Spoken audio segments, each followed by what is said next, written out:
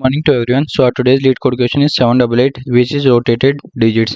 So in this question we are given an integer x, and the integer x is said to be good if after rotating each digit individually by 180 degree we get a valid number, which and the valid number should be different from the original number x, and each digit must be rotated, and we cannot choose to leave it alone, and a number is valid if each digit remains a digit after rotation. So we are given, so after rotation digit 0 1 and 8 they rotate to themselves only, right? Means 0 will be 0, 1 will be 1 only, 8 will be 8 only after rotation. 2 will be rotated to 5, and 5 will be rotated to 2, right? 6 will be rotated to 9, and 9 will be rotated to 6, right? And the rest of the digits, that is 3 4 7, these digits 3 4 7, they do not rotate to any other number. So if these digits present in any number, then they make the number invalid, right? And what we have to do is, we are given an integer and we have to return the number of good integers in the range 1 to n, like how many good integers are present in the range 1 to n, that is that the count we have to return. So let's see the examples. So in the first example we are given the number 10, right? So we have to tell all the good numbers from the range 1 to 10. So first number is 1, so when we rotate 1 it will become 1 only, so we do not get a new number, so it is not a good number. 2 we get 5, yes, it is a good number. Then 3, it can't be rotated, so again not a good number. Then 4 can't be rotated, 5 will become 2, yes, a good number. 6 will become 9, good number. 7 can't be rotated, 8 it will become itself, so not a good number. 9 will become 6, yes, it is a good number. 10, 10 will become 10 only, so again not a good number. So the number of good numbers are 1 2 3 and 4, so 4 is the answer. Next we have n is equal to 1, so when we rotate 1 we will get 1 only, so not a good number. So the number of good numbers is 0. Then we have n is equal to 2, so 1 is not a good number, 2 will become 5, yes, it is a good number. So the number of good numbers in the range 1 to 2 is 1 only, so 1 is the answer. So let's see the constraints.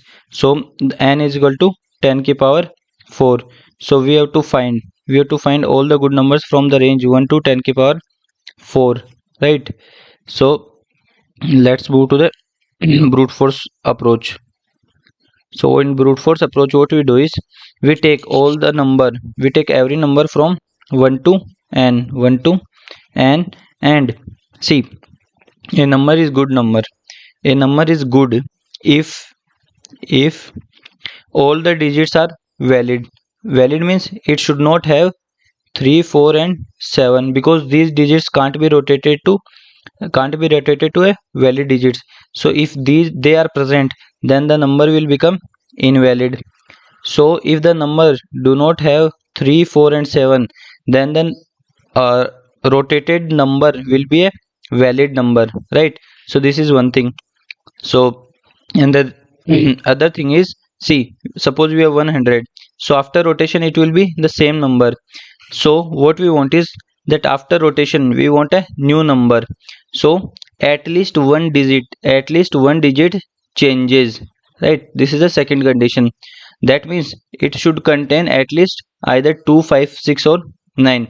If at least one of these four digit is present now, then the new number will be a different number from the original number. So these are the two conditions that should be satisfied for a number to be good number, right? So we have to track both validity and whether the number changes or not to a new number, right? So this is a brute force approach, right? So the time complexity of this approach is, basically we will be processing all the numbers from 1 to n, so it is big of n, and then for every number we will be checking its digits, right? So it will be big of n into digits, and the number of digits is log n, so it will be big of n into log n, and it will find as our n is equal to 10 की power 4, so this big of n into log n will work fine. So let's move to the code part. So we have taken a count variable to store the count of the number of good numbers in the range. Then we are iterating over all the numbers from 1 to n, right? And then what we are doing is we are checking the validity and whether if the number has any digits that changes to a new number. So then we are processing all the digits of the number, right? So if any digit is equal to either 3, 4 or 7, then the numbers validity will become false because these digits can't be rotated. So if we get a digit which can't be rotated, then there is no point of getting a valid number, so we make valid as false and stop checking further digits. But if but the next case is if digit is equal to 2, 5, 6 or 9, that means if any one of these digits is present, then the new number will be different from the original number, right, after rotation. So we make change is equal to true. That means the new number, that means at least one digit has been changed to a different digit, right? And so this way we'll process all the digits, and at the end what will check, what will be, we'll see if valid is equal to true. Valid is equal to true means no 3, 4 and 7 is present, and at least one digit has been changed to a new digit. If both the cases are true, means if the number is valid and change is true, then the number is a good number, so we increase the count by 1, right? So this is the brute force code, right? So I hope you get the brute force. So the time complexity of this approach is big of n into log n. So what we do is we try to further optimize it. So for further optimization we'll take the help of digit dp. So in digit dp we'll take a dp state that can have three values, either 0, 1 or 2. So 0 is basically the number is invalid. The number is invalid means it has 3, 4 or 7, means either one of them is present in the number, right? uh, one state tells us that number is valid, number is valid but unchanged means we do not get a different number. See 100, and after rotation we get a 100 only. So dp of 100 will be 1, right?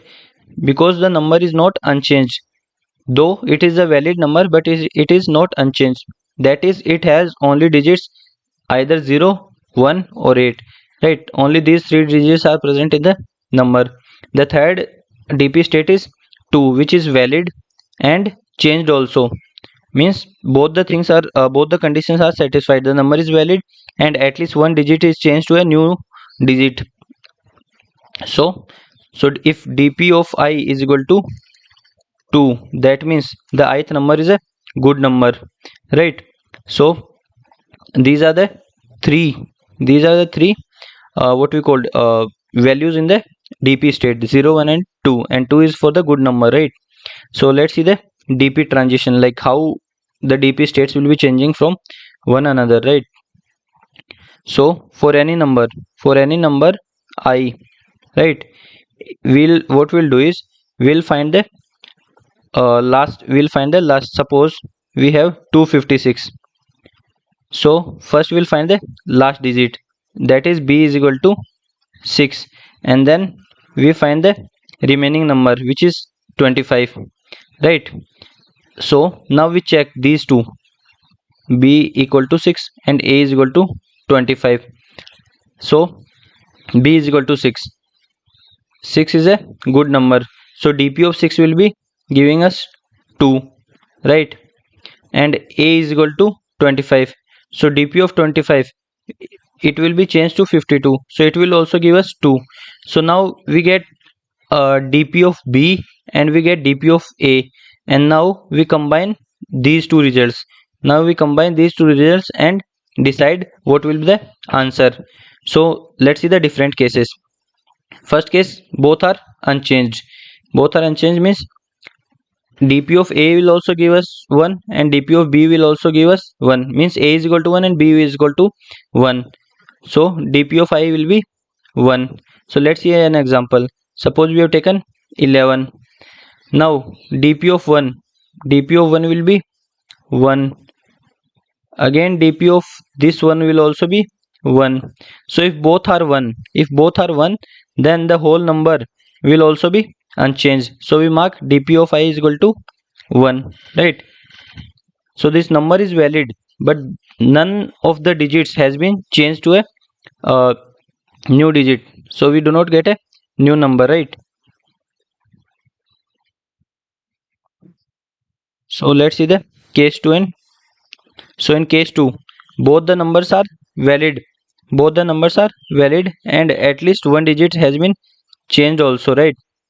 So that means either if a is greater than or equal to 1, if a is greater than or equal to 1 and b is greater than or equal to 1, means both the numbers are valid and at least one of them has been changes.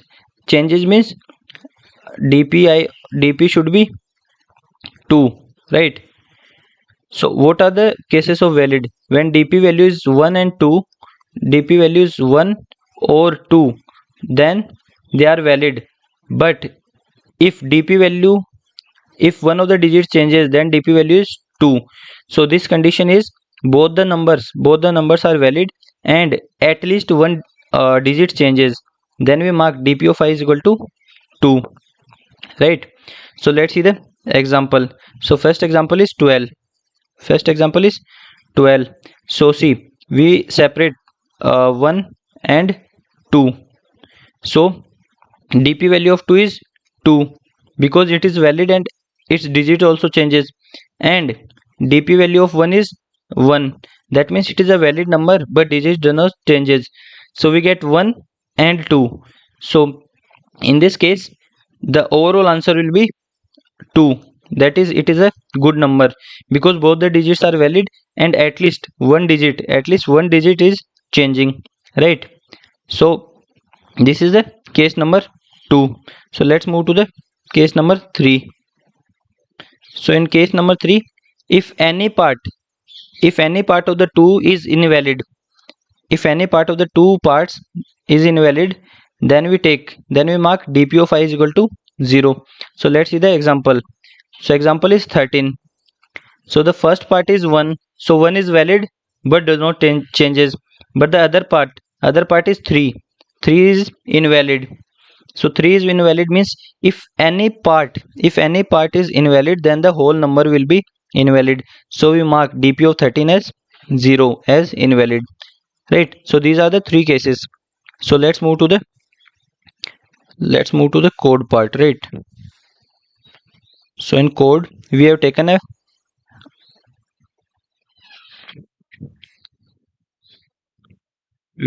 vector of integer type and name as dp. So it will store the dp states for all the numbers from 0 to n, and then we count the number of good numbers, right? And then we have iterated from 0 to n, right?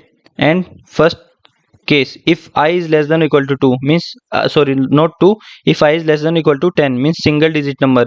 So for single digit number we are checking if the number is 0, 1 or 8, then they will be dp of I is equal to 1. That means they can't be changed to a different number, though they are valid but can't be changed to a different number.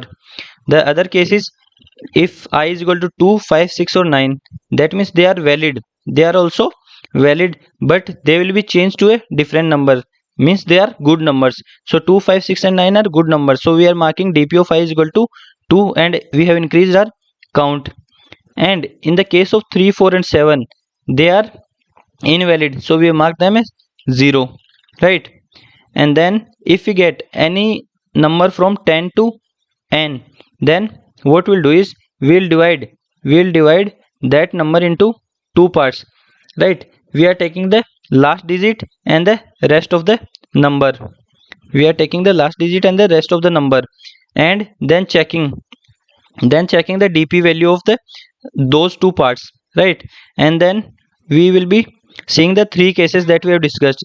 If both the numbers, both the numbers are valid but unchangeable, if both the numbers are valid and unchangeable, then the new number will also be valid but unchangeable, right?